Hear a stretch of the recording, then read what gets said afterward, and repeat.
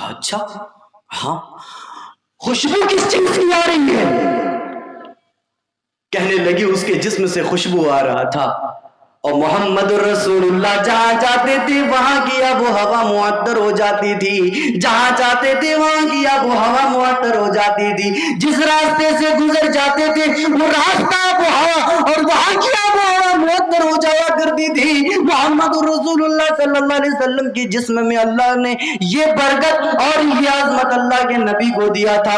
حضرت اسماء بنت ابی بکر جو عائشہ کی بہن نے رضی اللہ تعالیٰ عنہ، ایک بار اللہ کے نبی سوئے تھے اور حضرت اسماء آئی، نبی کے پنڈلی سے پسینہ نکل رہا ہے، حضرت اسماء اپنی شہادت کی انگلی سے وہ پسینہ نکال کر عطر کی شیشی میں جمع کر رہی ہے۔ یہ نبی کا مقام ہے کہ نبی کے جسم سے نکلنے والا پسینہ حضرت اسماء اپنی شہادت کی انگلی میں لے کر عطر کی شیشی میں جمع کر رہی ہے۔ آج اگر کوئی ہمارے پسینے کو لے کر شیشی میں جمع کر دیا جائے اور کسی گھر کے طاق میں رکھ دیا جائے اور خدا نخواستہ کبھی صاف کرتے کرتے وہ شیشی نیچے گر جائے تو پھر پورا گھر گندا ہو جائے، پورے گھر میں بدبو پھیل جائے، لیکن وہ محمد رسول اللہ کا پسینہ کہ لوگ اس کو اتنا بابرکت سمجھتے تھے، اتنی خوشبو آتی تھی اس سے کہ لوگ اس کو عطر میں ملا کے لگایا کرتے تھے۔ ವಿಚ್ಚರನ್ನ ಶುನಚೋನಿಯಂ ಹೈನ ಪ್ರತಿಮದ್ होती मेरी पलिंगत छतो दसयन कोटि शोनी हनिश्यति।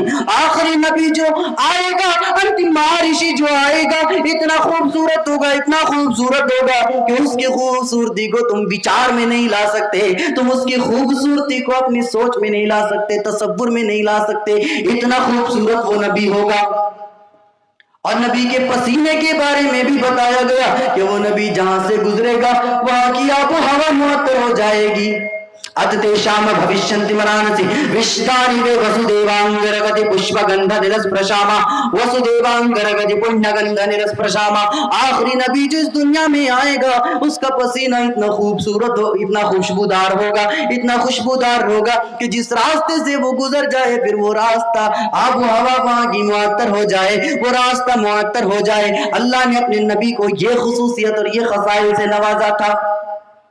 नबी को इतना खूबसूरत बनाया। यहूदी औरतें हजरत आयशा के पास आई, आयशा क्या बात है जो हजरत यूसुफ के खूबसूरती का जिक्र कुरान में मौजूद है? आयशा क्या बात है जो तेरे मोहम्मद का जिक्र कुरान में मौजूद नहीं है खूबसूरती के मामले में? حضرت عائشہ جو جواب دیتی ہیں وہ تاریخ کے اوراق میں لکھے ہوئے ہیں۔ حضرت عائشہ کہتی ہیں اے یہودی بہنوں، تم نے تو صرف اتنا دیکھا کہ حضرت یوسف کا ذکر قرآن میں موجود ہے اور میرے تاجیدار کا ذکر قرآن میں موجود نہیں ہے، کیا تمہیں یہ نہیں معلوم؟ میں تمہیں یہ کہہ رہی ہوں، تم سنو میری بات کو ذرا غور سے سننا۔ حضرت عائشہ کیا کہتی ہیں؟ حضرت عائشہ کہتی ہیں کہ زلیخا نے جب یہ امتحان رکھا اور حضرت یوسف کی خوبصورتی کا اندازہ لینا چاہا تو حضرت یوسف کو سامنے رکھ دیا اور ان کے سامنے کئی عورتوں کو رکھ دیا، ان کے ہاتھ میں ایک سیب دے دیا، ایک پھل دے دیا اور ہاتھ میں چھری دے دی اور کہا کہ یوسف کو دیکھتے دیکھتے پھل کو کاٹو۔ عورتیں کھڑی ہوئی، یوسف کو دیکھتے دیکھتے پھل کو کاٹنا شروع کیا اور جب پھل کاٹ دیا پتہ بھی نہیں چلا، ہتھیلیوں پر بھی چھریاں چلانی پتہ نہیں چلا۔ اچانک سے درد سا محسوس ہوتا ہے، پتہ چلتا ہے ہتھیلیاں بھی کٹ چکی ہیں۔ یوسف کی خوبصورتی دیکھ کر مصر کی عورتوں نے اپنی ہتھیلیوں کو کاٹ لیا اور جب میرے محمد رسول اللہ کی خوبصورتی کو لوگوں نے دیکھا، دنیا والوں نے دیکھا تو یہودی عورتوں سنو میرے محمد کو جب دنیا والوں نے دیکھا اپنے گردنوں پہ چھریاں چلا لی، اپنے سروں کو کچلوا لینا گوارا کر لیا، اپنے سینے کو محمد رسول اللہ کا ڈھال بنا دیا۔ اور آج وہ لوگ اگر میرے محمد کو دیکھ لیتی تو ہتھیلیوں پہ نہیں بلکہ دل پہ چھری چلا لیتی، پتہ بھی نہ چلتا۔ یہ خوبصورتی نبی علیہ السلام کی تھی۔ اللہ نے یہ چیز اپنے پیغمبر صلی اللہ علیہ وسلم کو نوازا۔ ہم نے آپ کو بتایا کہ ویدوں میں اللہ کے نبی کی خوبصورتی موجود ہے، بتایا ہم نے، اور اس کے بعد میں ہم نے یہ بھی بتایا کہ نبی کے پسینے سے جو خوشبو آتی تھی وہ چیز بھی ویدوں کے اندر موجود ہے۔ اس کے علاوہ بھی اگر آپ دیکھیں گے تو ویدوں میں اللہ کے نبی کی پیدائش کہاں پیدا ہوں گے، کیسے پیدا ہوں گے، پیدا ہونے کے بعد جو ریولیشن، جو انقلاب آئے گا اس کے بارے میں ویدوں کے اندر بیان کیا گیا ہے۔ ہم ادھر نہیں جائیں گے، آگے بڑھتے ہیں، تھوڑی اور چیزوں کو میں بیان کروں گا، سنیے گا۔ اللہ کے نبی صلی اللہ علیہ وسلم کو اللہ نے اتنے خصائل سے نوازا، اتنے زیادہ نعمتوں اور عظمتوں سے اللہ نے اپنے نبی کو نوازا۔ ایک چیز جس کے ذریعے سے ہم پوری دنیا کے اندر اسلام کا پرچم گاڑ سکتے ہیں، کون سی چیز ہے؟ کون سی چیز ہے وہ ہے ہمارا اخلاق، وہ ہے ہمارا کردار۔ اللہ کے نبی کو اللہ نے جو اخلاق دیا تھا، جو کردار دیا تھا، وہ قابل غور ہے۔ اس کے بعد میں ایک بہت اچھی چیز بتاؤں گا، سنیے گا۔ اخلاق و کردار، اللہ کے نبی صلی اللہ علیہ وسلم جا رہے تھے، ایک آدمی آیا، یہودی تھا، نبی کے گلے میں چادر ڈال کر بٹھا دیتا ہے، اینٹھنے لگتا ہے کہ بیٹھ، بٹھا دیا، کہا اے محمد صلی اللہ علیہ وسلم، کہا اے محمد تو نے جو مجھ سے قرض لیا تھا وہ مجھے واپس دے دے، اگر نہیں دیتا ہے تو میں تجھے واپس جانے نہیں دوں گا، میں تجھے جانے نہیں دوں گا۔ اللہ کے نبی بیٹھ جاتے ہیں، کہتے ہیں کہ بھئی میں نے تم سے اتنے دن کا ٹائم لیا تھا، ابھی اتنے دن مکمل نہیں ہوئے اور تم مجھ سے دن سے پہلے ہی پیسہ مانگ رہے، کہا نہیں مجھے ابھی چاہیے۔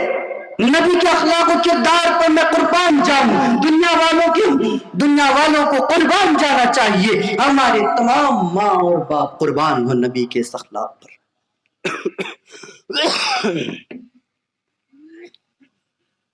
نبی بیٹھ گئے۔ پتا ہونا چاہیے آپ لوگوں کو کہ نبی کے اندر اتنی طاقت و قوت تھی، اتنی طاقت و قوت تھی کہ اگر ایک تھپڑ مارتے اس یہودی کو تو اس کا وجود زمین سے ختم ہو جاتا، صفحے ہستی سے اس کا نام ختم ہو جاتا، لیکن نبی نے تھپڑ نہیں مارا، نبی نے مارا نہیں، نبی بیٹھ گئے۔ صحابہ وہاں سے گزر رہے ہیں، نبی ایک اشارہ کر دیتے صحابہ کو، صحابہ اس کے گردن کو تن سے جدا کر دیتے۔ نبی کا اخلاق دیکھے، نبی بیٹھ گئے، کچھ نہ کہے۔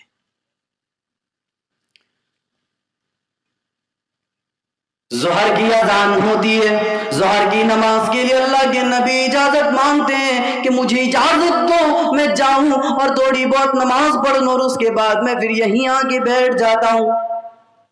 وہ یہودی کہتا ہے کہ اے محمد جب تک تو میرا قرض نہیں دے دے گا، جب تک تو میرا پیسہ نہیں دے دے گا، میں تجھے یہاں سے جانے نہیں دوں گا۔ اللہ کے نبی نے ظہر کی نماز وہیں پر پڑھی، عصر کی اذان ہوتی ہے، حی علی الصلاۃ۔ اللہ کے نبی کہتے ہیں اے میرے بھائی مجھے تھوڑی سی اجازت دے دے، تھوڑی سی مہلت دے دے کہ میں جاؤں اور نماز پڑھ لوں، اور نماز پڑھنے کے بعد میں پھر یہیں واپس آ جاؤں گا۔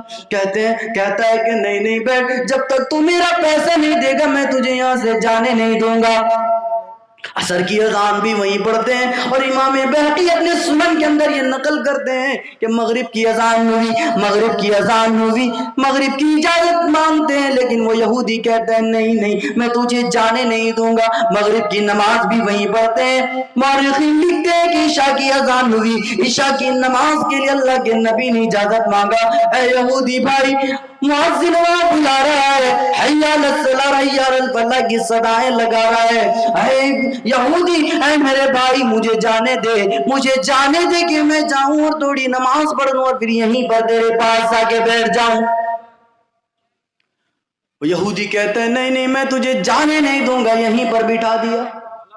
رات بھی وہیں گزارتے، صبح جب فجر کی اذان ہوتی ہے، جب سورج طلوع ہونے لگتا ہے تو یہودی مسکراتا ہے، مسکرا کر کہتا ہے محمد صلی اللہ علیہ وسلم میں یہ نہیں دیکھنا چاہتا تھا کہ آپ مجھے دے رہے ہیں یا نہیں دے رہے ہیں، کل ہی میں نے اولڈ ٹیسٹمنٹ عہد نامہ قدیم میں نے کل ہی پڑھا تھا، اور اور اس کتاب کے اندر میں نے یہ لکھا ہوا پایا تھا کہ آخری نبی جس دنیا میں آئے گا، آخری پروفٹ جس دنیا میں آئے گا، آخری انتم مہارشی جو اس دنیا میں آئے گا، اس کے اخلاق بڑے اچھے ہوں گے، اس کا کردار بڑا اچھا ہوگا، اس کے سوبھاؤ بڑے اچھے ہوں گے۔ اے محمد الرسول اللہ صلی اللہ علیہ وسلم، میں یہی چیز دیکھنے کے لیے آپ کو آزما رہا تھا، میں یہی چیز دیکھنا چاہتا تھا، میں یہی چیز دیکھنے کے لیے آپ کے گلے میں چادر ڈال کر بیٹھنا شروع کر دیا۔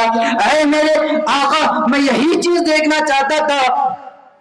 میری کتاب میں لکھا ہوا ہے کہ اس کو ورغلایا جائے، اس کو ستایا جائے، اس کو پریشان کیا جائے، اس کے پیشانی پہ پسینہ نہ آئے گا، اس کے شکن پر پھل نہیں آئے گا، اس کو غصہ نہ آئے گا، وہ بڑا غصے کو کنٹرول کرنے والا ہوگا۔ میں یہی چیز اپنی کتاب کے اندر دیکھا، اور پھر میں نے یہ بھی سنا تھا کہ ملک عرب کے اندر، مکہ کے اندر کوئی ایسا ہے جو دعویٰ کرتا ہے کہ وہ آخری نبی ہے۔ آخری نبی کی خصوصیات میں نے میری کتاب کے اندر یہ پایا تھا۔ میں نے سوچا کہ کیوں نہ آزما لیا جائے، اور میں آزمانے کے لیے آپ کے گردن میں چادر ڈالا۔ چادر ڈالنے کے بعد میں نے آپ کو آزمایا تو میں نے آپ کو پورا پورا پایا۔ اللہ کے نبی کہتے ہیں، اے میرے بھائی بتا، تیری کتاب تورات کے اندر جو چیز لکھا ہوا ہے، تیری کتاب اولڈ ٹیسٹمنٹ کے اندر، عہد نامہ قدیم کے اندر جو چیز لکھی ہوئی ہے، میرے بارے میں صحیح صحیح تو نے مجھے اس طرف پایا یا نہیں پایا؟ وہ یہودی کہتا ہے، اے اللہ کے نبی، میری کتاب کے اندر تو بہت کم بیان کیا گیا ہے، آپ تو اس سے بھی اچھے اخلاق کے مالک ہیں، آپ تو اس سے اچھے سوبھاؤ اور کیریکٹر کے مالک ہیں۔ اے اللہ کے نبی، میری کتاب میں جتنا بیان کیا گیا ہے وہ کم ہے، آپ اس سے زیادہ اچھے ہیں۔ یہودی بھائی، پھر تجھے میرے اوپر اور اسلام کے اوپر ایمان لانے سے، اللہ کے اوپر ایمان لانے سے کون سی چیز روک رہی ہے؟ اے اللہ کے نبی، کوئی چیز نہیں۔ اللہ کے نبی ہاتھ بڑھائیے، میں اسلام قبول کرنا چاہتا ہوں۔ نبی ہاتھ بڑھاتے ہیں، وہ بھی ہاتھ بڑھاتا ہے، جب نبی کے ہاتھ سے اس کا ہاتھ ٹچ ہوتا ہے، چیخ پڑتا ہے، اشہد ان لا الہ الا اللہ واشہد ان محمدن عبدہ ورسولہ، کہنے لگا، اے اللہ کے نبی، میں گواہی دیتا ہوں کہ اللہ ایک ہے اور آپ اس کے بندے اور رسول ہیں۔ اے اللہ کے نبی، میں اسلام قبول کر چکا ہوں۔ دنیا والوں کو اس پر غور کرنا چاہیے، میڈیا والوں کو غور کرنا چاہیے، جو اسلام کے خلاف بہت ساری چیزیں ہیں، بہت ساری زہر اگلتے ہیں۔ آج آپ دیکھیں گے، میں نام نہیں لوں گا، بڑے فتنے فساد ہو رہے ہیں، بڑے فتنے فساد ہو رہے ہیں۔ بہار کا ہی ایک میڈیا ہے، میں اس کا نام نہیں لوں گا، بڑا جاہل انسان ہے، اسلام پر طرح طرح کے ظلم اور طرح طرح کے الزامات لگاتا ہے۔ اللہ رحم کرے ایسے لوگوں پر، اللہ انہیں عقل سلیم دے کہ اسلام ایسا نہیں ہے۔ اگر تم دہشت گردی سے اسلام کو جوڑتے ہو تو کیا یہی دہشت گردی ہے کہ ایک آدمی کو، مسلمان کو ڈال کے گردن میں بٹھا دیتا ہے اور کہتا ہے کہ بیٹھ جا، اگر تم مجھے میرا پیسہ نہیں دیتا تو میں تجھے یہاں سے جانے نہیں دوں گا۔ آدمی اس کو گلے میں چادر ڈال کر بٹھا دیا، اور اس کے بدلے بھی جس کو بٹھایا گیا طاقت و قوت تھی، چاہتا تو ختم کر سکتا تھا، لیکن نہیں کیا، بیٹھ گیا۔ ظہر کی اذان ہوئی، عصر کی اذان ہوئی، دن بھر رات بھر وہیں رہا، لیکن اس یہودی کو کچھ نہ کہا۔ اگر تم اس چیز کو اسلام سے، اگر دہشت گردی سے جوڑتے ہو، اس چیز کو اگر تم دہشت گردی سے جوڑتے ہو، تو جاؤ، ایسا دہشت گرد بننا ہمیں پسند ہے، اتنا اچھا دہشت گرد بننا ہمیں پسند ہے۔ اور کیوں پسند نہ ہو؟ جس کو تم دہشت گردی سے جوڑتے ہو اور جس کو تم دہشت گرد کہتے ہو، ایک ایسے انسان کو جس نے صرف اخلاق کے بل بوتے پر دعوت و تبلیغ کیا، جس نے صرف اخلاق کے بل بوتے پر پوری دنیا کے اندر اسلام کو پھیلایا، ایسے شخص کو تم اگر دہشت گرد اور دہشت گردی کا نتیجہ کہتے ہو تو سنو، ایسے دہشت گرد کو ماننے والے اتنے کروڑوں میں مسلمان پوری دنیا میں نہ ہوتے۔ یہ محمد رسول اللہ صلی اللہ علیہ وسلم کا اخلاق ہے، یہ محمد رسول اللہ صلی اللہ علیہ وسلم کا کیریکٹر ہے، سوبھاؤ ہے، جو احادیث کے اندر ہمیں ملتا ہے۔ یہ تو حیرانگی کی بات ہے نا کہ جب رئیس المنافق نے محمد رسول اللہ صلی اللہ علیہ وسلم کی بیوی کے اوپر، حضرت عائشہ کے اوپر زنا کا الزام لگایا۔ زنا کا الزام کس پر لگایا؟ حضرت عائشہ رضی اللہ تعالی عنہا۔ کون عائشہ؟ جو ہم سب کی ماں ہے، ام المومنین حضرت عائشہ، نبی کی چہیتی بیوی، اور رئیس المنافق نے ان کے اوپر الزام لگایا کہ یہ زانیہ ہے، نعوذ باللہ من ذالک، یہ فاحشہ ہے، غلط کام اس نے کیا ہے۔ یہ بات جو ہے صحابہ کے درمیان بھی پھیل گئی۔ حضرت عائشہ سے اللہ کے نبی بات نہیں کرنے لگے، بات معاملہ ہی اتنا بگڑ چکا تھا اس وقت۔ حضرت عائشہ آئی، اے اللہ کے نبی کیا میں اپنے گھر چلی جاؤں؟ اللہ کے نبی کہتے ہیں کہ ہاں عائشہ تم گھر چلی جاؤ۔ حضرت عائشہ گھر چلی جاتی ہیں، مہینوں پر نبی کی حضرت عائشہ سے گفتگو نہیں ہوئی ہے، عائشہ کی بھی اپنے شوہر سے گفتگو نہیں ہوئی ہے، دونوں میں گفتگو بند ہے، دونوں اپنے اپنے گھروں میں، دونوں رو رہے ہیں ایک دوسرے کی جدائی پر، مہینوں تک دونوں ایک دوسرے کی جدائی پر روتے رہے۔ حضرت عائشہ اپنے گھر ابو بکر کے گھر بیٹھ کے اللہ کے وحی کا انتظار کر رہی ہیں، اے اللہ وحی بھیج دے، تو ہی میری صداقت کا اعلان کر دے، میری سچائی کا اعلان کر دے، اے اللہ معاملہ اتنا بگڑ چکا ہے کہ اگر میں کہوں کہ اے محمد رسول اللہ صلی اللہ علیہ وسلم میں نے کچھ غلط کام نہیں کیا ہے تو میرے محمد نہیں مانیں گے، تیرا رسول نہیں مانے گا، اس لیے کہ معاملہ اتنا بگڑ چکا ہے۔ آخر محمد صلی اللہ علیہ وسلم بھی تو نبی تھے نا،